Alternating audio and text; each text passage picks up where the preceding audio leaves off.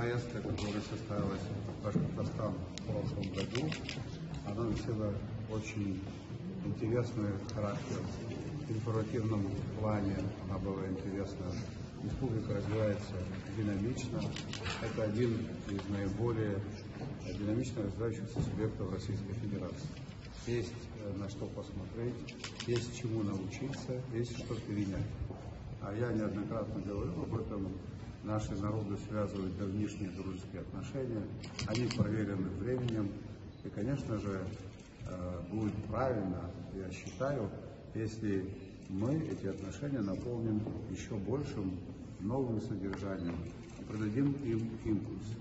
А мы заинтересованы в реализации совместных проектов в туризме, в сфере туризма, в сфере сельского хозяйства, в увеличении товарооборота. И если не будет такого уровня встреч, таких контактов, все останется так, как было. Поэтому эти встречи проходят, и они обязательно дадут положительный результат. Я в это верю.